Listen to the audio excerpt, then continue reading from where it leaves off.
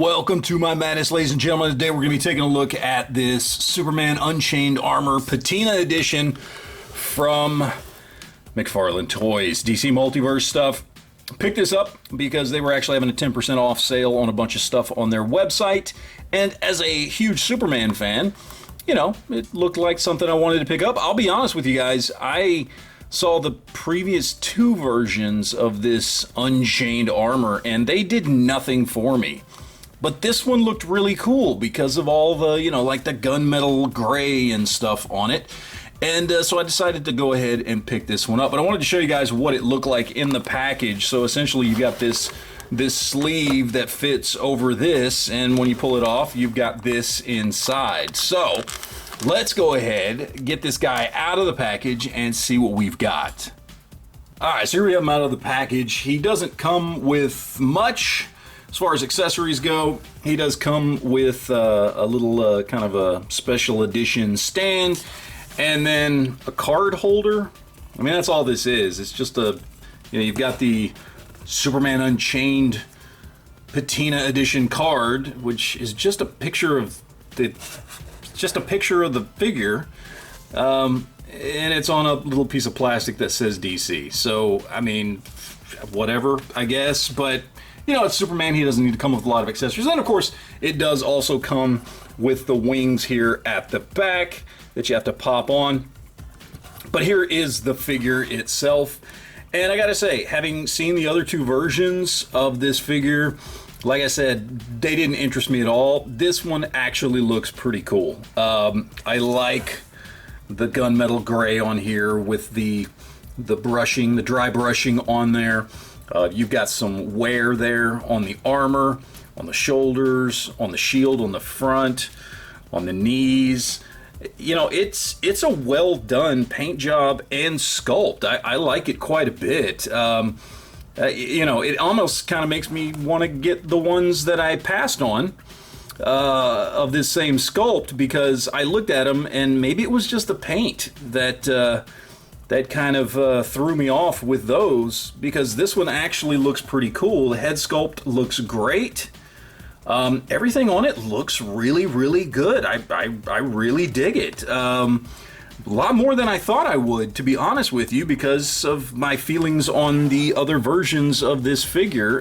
This one looks really cool. You can see we've got lots of nice detail there. On the back, again, this is a really, really good sculpt. You've even got the kind of the chainmail look there on the shoulders, which looks really good. Kind of goes up into the neck here, right there.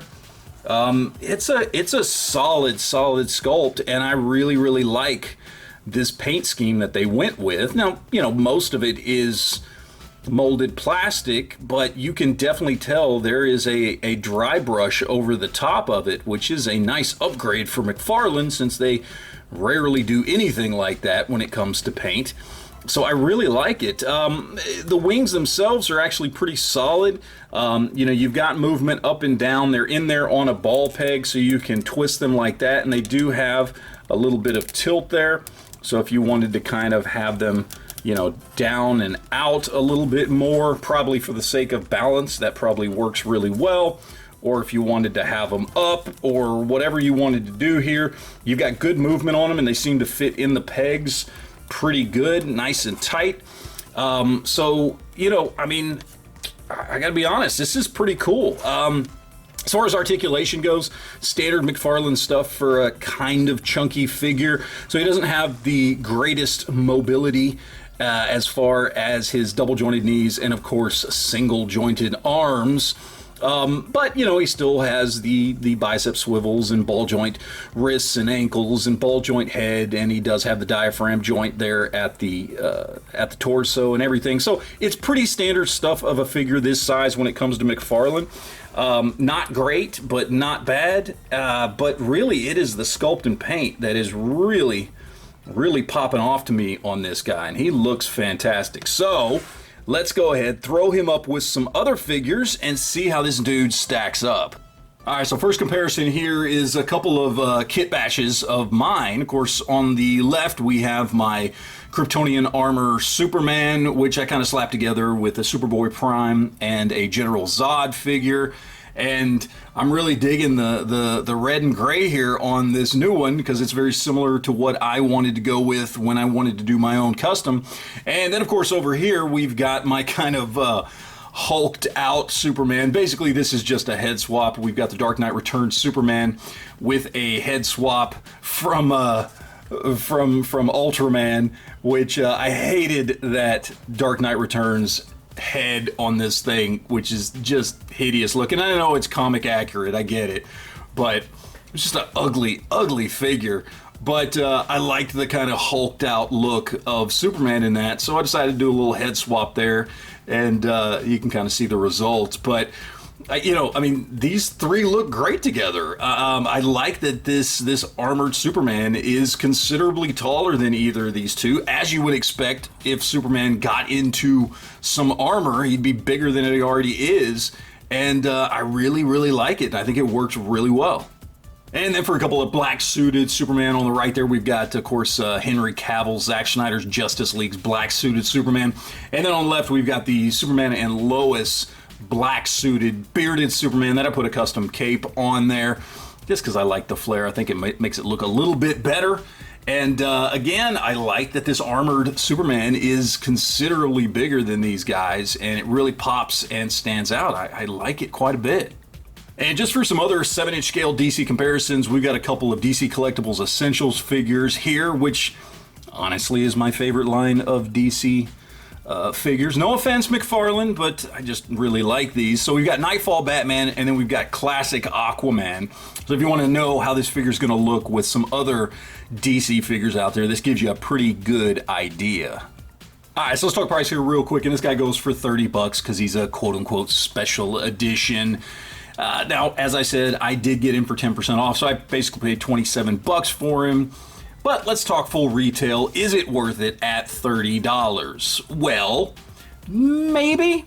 Look, as I said, this figure's out there 2 times already, and those figures are cheaper. In fact, I regularly see the original Unchained Superman on Amazon all the time for about $18, give or take.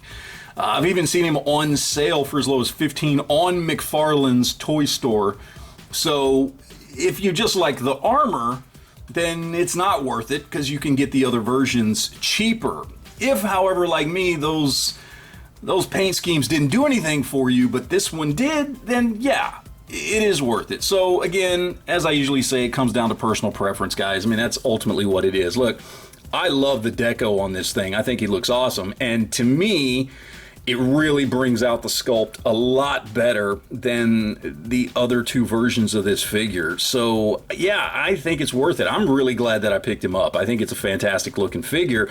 And in fact, when it comes to quality of the sculpt and paint and everything, this reminds me much more of McFarlane's Warhammer line than it does his DC Multiverse line, which, if you guys have watched the channel, you know I think his Warhammer line is the best line he has out right now, and certainly appears to be the one that he puts the most time and effort into when it comes to paint and sculpt and all that kind of stuff. And this reminds me more of that as far as the quality of the paint job and the deco and the sculpt than it does of his DC Multiverse stuff. So yeah, I'm really glad I picked it up. I'm very happy with him, and I certainly think that he was worth it. So would love to hear what you guys think in the comment section down below. Do you have this guy? If so, what do you think of him? Or if you have some of the other versions of this armor, what do you think of those? Let me know. So thank you guys for watching, and always remember to enjoy your collection.